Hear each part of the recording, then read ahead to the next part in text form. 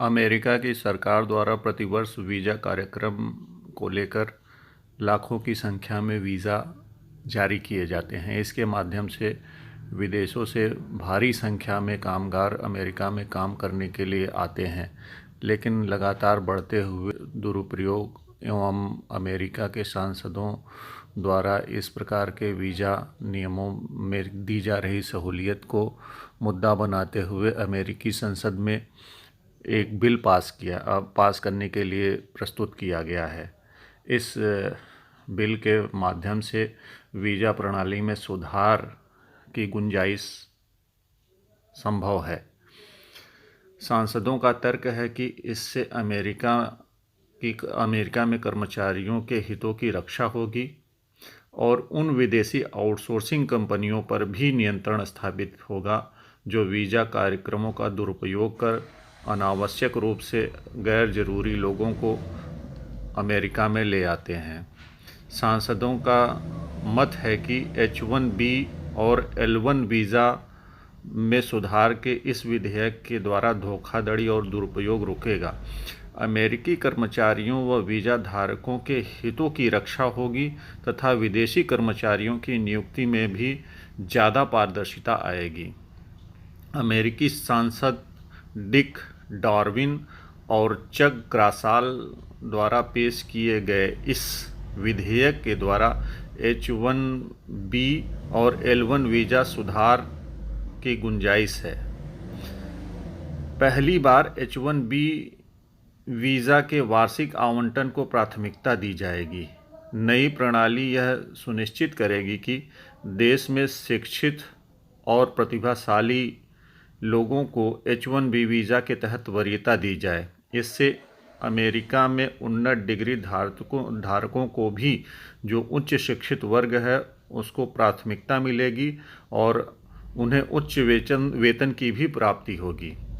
ऐसे वीज़ा नियमों के माध्यम से भारत को विशेष रूप से चिंता का मुद्दा बना हुआ है।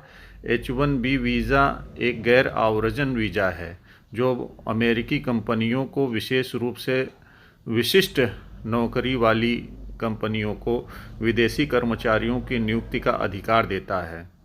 यदि इस प्रकार से पाबंदी लगाई जाती है तो अमेरिकी कंपनियों को भारतीय मूल के लोगों को इस प्रकार की नौकरियों को देने में दिक्कतें उत्पन्न होंगी, जिससे भारतीय सरकार और भारत के निवासियों में भी एक बेचैनी बढ़ी हुई है। इस प्रकार के वीज़ा नियमों से स्पष्टतः वीज़ा धारकों द्वारा अमेरिका के श्रमिकों के प्रतिस्थापना पर रोक लगेगी। यह स्पष्ट करता है कि समान रूप से नियोजित अमेरिका के श्रमिकों को काम करने की स्थिति में H-1B वीज़ा सहित H-1B वीज़ा कार्यकर्ता की भर्ती पर प्रतिकूल रूप से प्रभावित नहीं हो सकती है।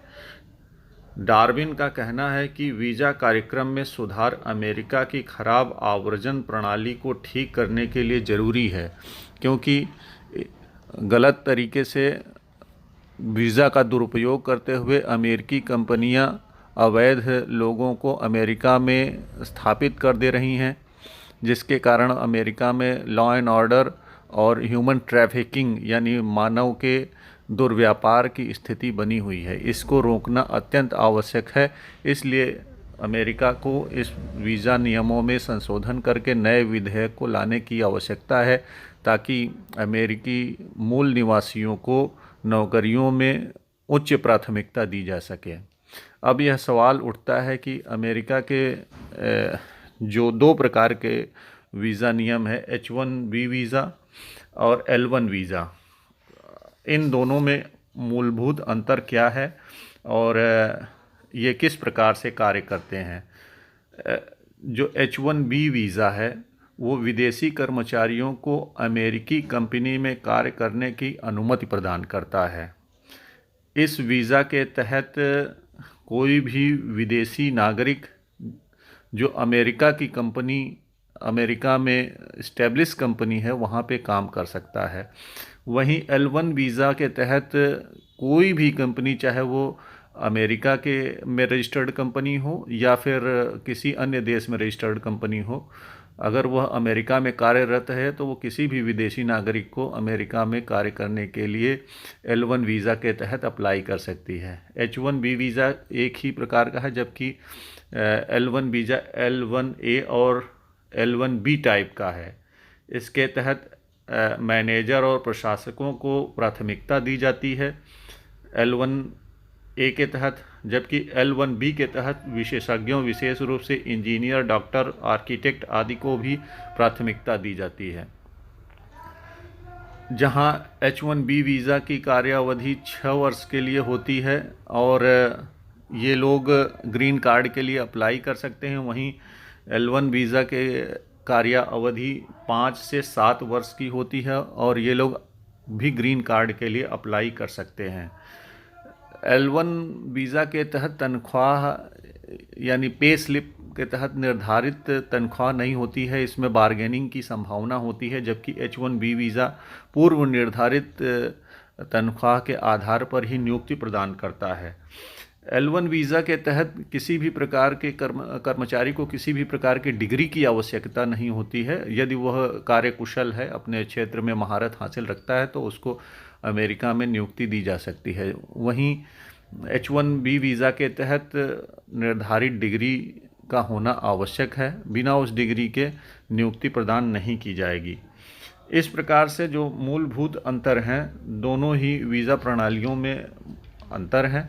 अमेरिकी सरकार द्वारा यह प्राथमिकता दी जा रही है कि वह अमेरिका के नागरिकों को ही इस प्रकार के नौकरियों में प्राथमिकता दे। इसी को ध्यान में रखते हुए विशेष रूप से अमेरिकी सांसदों ने इस बिल को संसद में प्रस्तुत किया है। यदि यह बिल पास होता है तो भारतीय नागरिकों के साथ साथ चीन और अन्य एशियाई देशों के नागरिकों को एक कठोर चुनौती का सामना करना पड़ेगा, क्योंकि इससे अमेरिका में लगने वाली नौकरियों और ऊंची तनख्वाह के उनके सपनों पर कुठाराघात होगा।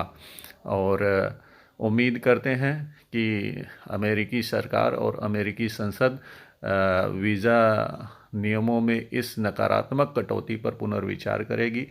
प्रतिभा को जैसे पूर्व में अमेरिका में सम्मान मिला है, उसी प्रकार से प्रतिभा और नौकरियों को सम्मान वहाँ दिया जाता रहेगा।